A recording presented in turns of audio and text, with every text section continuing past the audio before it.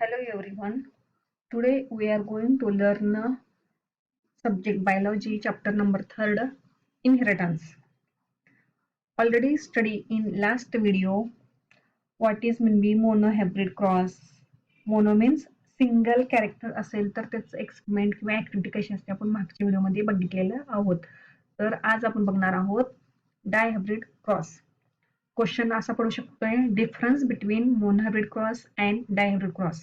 Mono मध्ये काय only one, mono means one किंवा सिंगल कॅरेक्टर आपल्याला फक्त व्हेरिफिकेशन करायचं आहे, एक्सप्लेन करायचे आहे. आता आपल्याला आज शिकायचं आहे what is mean be dihybrid cross. Di means two, मोनोच्या बरोबर उलटा, तिथे एक असेल तिकडे किती असणार आहे दोन. Okay, so guys today we are going to learn dihybrid cross. Definition of डायहायब्रिड.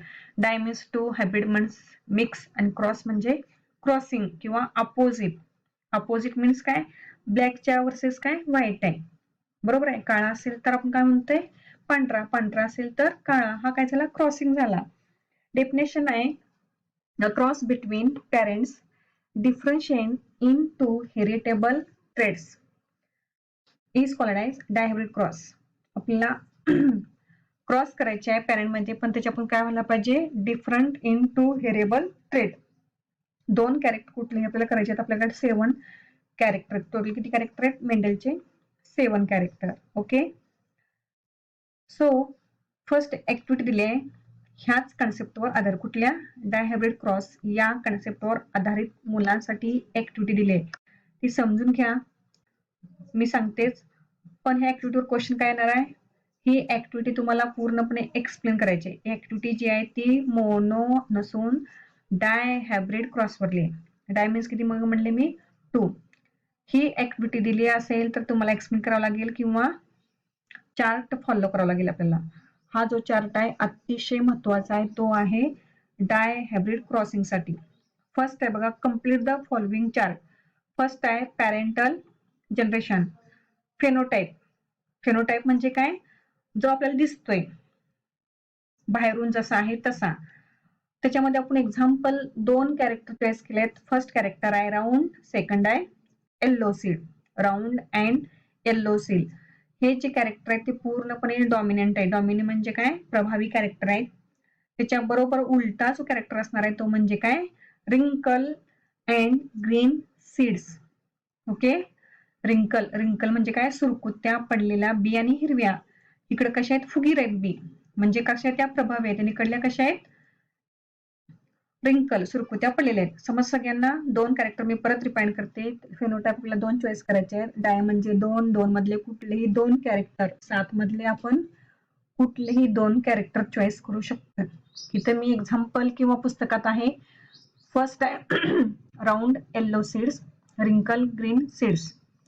ह्याचा जेनोटाइप जर बघायला गेलं तर आपल्याला compulsory denoted by dominant character capital symbol and the recessive character compulsory small letters, capital letters or small.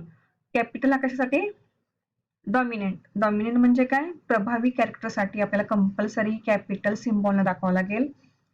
आणि same vice versa small symbol किंवा small letters असेल तर अप्रभावी कॅरेक्टर आपण डिनोट करतोय. त्याच्यामध्ये एक बघा, capital R, capital R round, capital Y yellow seeds. There are 2 characters. Di means 2, vice versa small R small Y. Gametes काय फॉर्म होणार आहेत, इकडला आर मधला एक आर गॅमेट्स आणि वाय मधला एक्स.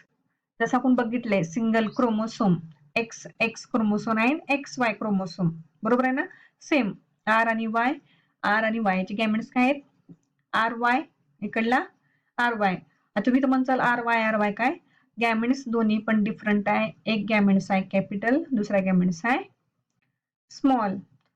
हा जर परत एकत्र आला किंवा फर्स्ट जनरेशन जो फॉर्म होणार आहे तो कसा असणार आहे मिक्सिंग. कसा फॉर्म झाला मिक्सिंग. आणि परत आपण त्याला नाव दिले राऊंड येल्लो सीड्स. तुम्ही जर बघितला तर पहिला जो होता तो पूर्णपणे प्रभावी होता. Capital R capital Y, capital R capital Y, round yellow. इथं तुम्ही म्हणसाल परत याचं नाव राऊंड येल्लो सीड्स आलंय, बरोबर आहे. हा सुद्धा राऊंड येल्लो सीड्स आहे, पण तो कसा आहे, रिसेसिव्ह म्हणजेच काय, अप्रभावी. तो मिक्सिंग आहे, नॉट प्युअर. एक कॅपिटल आहे, एक स्मॉल आहे, एक कॅपिटल आहे, एक स्मॉल आहे. म्हणजे फर्स्ट जनरेशन कसा आला, सीड्स तशाच आल्या पण प्युअर नाही थोड्या. त्या कशा आल्या, हायब्रिड. म्हणजेच काय झाला, डाय हायब्रिड क्रॉसिंग. समजतं सगळ्यांना. डाय मीन्स टू, हायब्रिड म्हणजे मिक्स. मिक्स म्हणजेच काय, प्युअर नसलेला. इथं काय फॉर्म झाला, राऊंड येल्लो. इथं पण तुम्ही बघताल राऊंड येल्लो आहे, आणि इथं सुद्धा काय, राऊंड येल्लो. हा वरचा जो राऊंड येल्लो आहे तो प्युअर आहे, आणि हा खालचा जो राऊंड येल्लो आहे तो कसा आहे, राईट, मिक्सिंग किंवा हायब्रिड. ओके. नेक्स्ट, जर हा परत सीड म्हणजेच कुठला, capital R small R capital Y small Y, हा जर परत सेल्फिंग जनरेशन होऊ शकत असेल तर त्यापासून काय फॉर्म होतंय, परत त्यासाठी मुलांना कंपल्सरी ऍक्टिव्हिटी दिलेला आहे किंवा एक चार्ट दिलेला आहे. There are 4 gametes. First is capital R capital Y. Second gametes capital R small y. Third gametes small r capital Y. Next generation आहे इथं काय येणार आहे, स्मॉल आर स्मॉल वाय. ह्यात फर्स्ट 3 मध्ये एक कंपल्सरी कॅपिटल आहे आणि लास्ट मध्ये दोन्ही पण स्मॉल लेटर आहे. समजता असेल. इथं कसं आहे, फर्स्ट अँड थर्ड हे दोन्ही कसे आहेत, first is pure, last is pure. म्हणजेच काय, ज्या वेळेस मिक्सिंग नाही, second and third is mixing. Mixing means hybrid. समजतंय. हा चार्ट मुलांनी कंपल्सरी करायचा आहे. आता सपोज इथं असा कॅरेक्टर तर काय फॉर्म होणार आहे आपल्याला, जसं मोनोहायब्रिड मध्ये रेशो आपण शिकला 3:1 किंवा 3:1. परत त्याला आपण काय केलं, 3:1 इंटू 3:1. काय फॉर्म होणार आहे, 9:3 3:1. म्हणजेच काय झालं, आपण स्क्वेअर केला. स्क्वेअर म्हणजे काय बघा, परत सांगते. याचा जर रेशो बघायला गेला तर आपला काय फॉर्म होणार आहे, मोनोहायब्रिडचा रेशो आहे 3:1. त्याला आपण काय केलं, 1 असेल तर पहिले 2 करायचं आहे. 2 म्हणजे मी काय केलं, 3:1 इंटू 3:1. त्याचे पण काय फॉर्म होणार आहे, 3 into 3 9, 3 into 1 3, 1 into 3 3, 1 into 1 1. म्हणजेच काय झाला, 9:3 3:3 3:1. This is the dihybrid ratio. दोन रेशो कंपल्सरी लक्षात ठेवायचा. मोनोचा काय 3:1, डायहायब्रिडचा काय 9:3 3:3 3:1. This is the डायहायब्रिड ratio. ह्याच्यामध्ये काय अडचणी असतील, अतिशय सोपा आहे. फक्त आपल्याला काय करायचं आहे, फर्स्टली आपल्याला करायचे आहे 2 पॅरेंट क्रॉसिंग करायचे आहेत. ते प्युअर असले पाहिजेत. प्युअर पासून काय फॉर्म होतात, हायब्रिड फॉर्म होतात. ओके. त्या आधारावर नवीन कन्सेप्ट आपल्याला शिकायचा आहे. मेंडलनं परत 3 लॉ केलेले आहेत तिथं. Mendel's law of inheritance. किती, Mendel proposed 3 basic postulates on 3 basic which 3 laws were formulated. There are 3 laws. First is law of dominant, second law of segregation किंवा law of purity gametes. Last आहे तो म्हणजेच काय, law of independent assortment. First law आहे law of dominance. आता आपण dominance म्हणजे शिकलेलंच आहे. डॉमिनन्स म्हणजे काय, प्रभावी. Okay. First law discuss in monohybrid and dihybrid crosses the phenotype characters are controlled by discrete units called as factor. जर ह्याच्यापासून काय होत असेल, डिस्क्रिट्स होत असतील,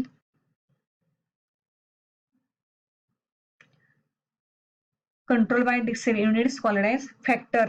In dissimilar pair of factor, one member of the pair dominant. आपण बघितलेच dissimilar character. Similar म्हणजे काय, capital R capital Y.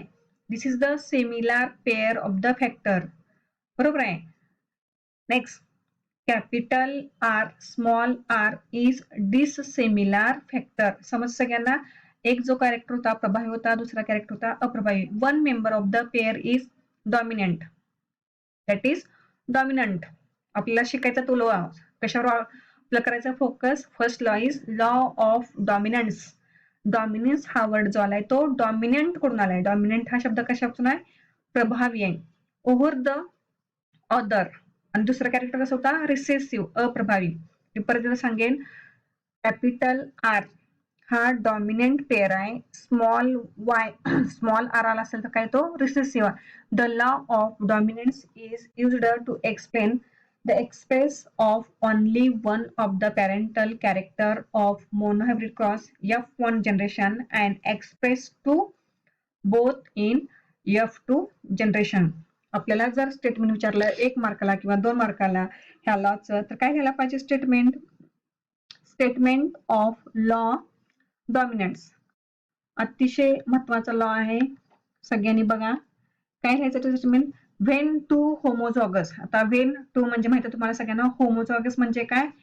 Similar, not dissimilar. Homo म्हणजे काय? सारखे असणारे. Individuals with one or more sets of contrasting character are crossed and alleles. आपल्याला काय करायचे आहे? 2 सारखे असणारे. सारखे म्हणजे काय? सपोज कॅपिटल आर हा एक झाला. तिथं काय सांगितलंय? 1 ऑर मोर सेट्स. आपण सेट घेऊ शकतोय, 1 किंवा 1 पेक्षा जास्त आपण सेट घेऊ शकतो, पण तो कसा असला पाहिजे? कॉन्ट्रास्टिंग. कॅपिटल आर घेतला तर मी कॉन्ट्रास्ट काय करणार आहे? स्मॉल आर करणार आहे. कॅपिटल वाय घेतला तर मी काय करणार आहे? स्मॉल वाय करणार आहे. विथ अलाइज किंवा character that appear in F1 generation are dominant.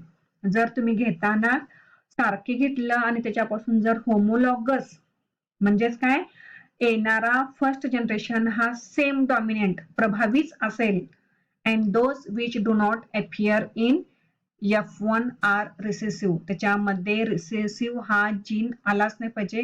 म्हणजे घेतानाच आपण होमोलॉगस घ्यायचा आहे आणि येताना मात्र तो कसा असला पाहिजे? Dominant.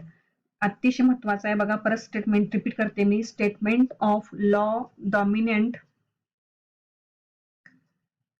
When two homologous individual with one or more set of contrasting character are crossed, the allies that appear in F1 generation are dominant and those which do not appear in recessive. Only on F1 मध्ये dominant हाच character appear व्हायला पाहिजे, recessive व्हायला नाही पाहिजे. हे अतिशय महत्वाचं आहे. So second law of Mendel. लॉचं नाव आहे लॉ ऑफ सिक्रेशन किंवा त्याला आणखीन एक नाव आहे लॉ ऑफ प्युरिटी गॅमेट्स. म्हणजे ते काय आता तसं नावच नावलंय प्युअर गॅमेट्स. आपल्याला माहित आहे प्युअर गॅमेट्स म्हणजे काय. एक तर कॅपिटल लेटर असेल तर प्युअर आणि स्मॉल लेटर असेल तर पण प्युअर. एक स्मॉल लेटर आणि एक कॅपिटल लेटर असेल तर तो प्युअर नाही, तो कसा आहे? हायब्रिड आहे. म्हणजे त्या लक्षात थोडक्यात आला पाहिजे आपल्याला गॅमेट्स कर फॉर्म करायचा आणि तो गॅमेट कसले पाहिजेत? Pure. Okay. Second law. This law is based on the fact that the allies do not show any blending mixing. मी मगाच म्हणलं प्युरिटी म्हणजे काय? याच्यामध्ये कसल्याही प्रकारचं ब्लेंडिंग किंवा mixing or both allies character are recover as such in F2 generation. Suppose F2 generation मध्ये होतं ना, ते स्वतः काय व्हायला पाहिजेत? रिकव्हर व्हायला पाहिजे. म्हणजेच कसे आहे? नॉट मिक्सिंग, नॉट ब्लेंडिंग, स्वतः रिकव्हर करणारे कॅरेक्टर असले पाहिजेत. Through one of this not seen at the F1 stage. आपल्याला परत F1 स्टेज मध्ये सुद्धा हे सीन होते. म्हणजेच काय? During formation of gametes these two alleles म्हणजेच factor obviously separate or secreted. Otherwise, recessive type will not appear in F2 generation. Otherwise, कसला टाइप असला पाहिजे? F2 जनरेशन मध्ये परत appear व्हायला नको आहे. The gametes which are formed are always pure. A particular character trait, a gamete may be carry either dominant or recessive. मी मग सांगितले डॉमिनेंट म्हणजे काय? कॅपिटल लेटर असणारे आणि रिसेसिव्ह म्हणजे काय? स्मॉल लेटर असणारे. आपल्याला गॅमेट्स काय करायचे? कॅरी दोन्ही पण आयदर डॉमिनेंट ऑर रिसेसिव्ह. आपण काय करतोय तर प्युअर करतोय. रिसेसिव्ह त्याच्या ठिकाणी तो प्युअरच आहे, डॉमिनेंट त्या ठिकाणी त्याच्यात काय? प्युअर आहे, पण तो कॅपिटल लेटर आणि स्मॉल लेटर नॉट मिक्स. एक कॅपिटल लेटर आहे आणि दुसरा स्मॉल लेटर चालणार नाही. Both recessive factor but not both.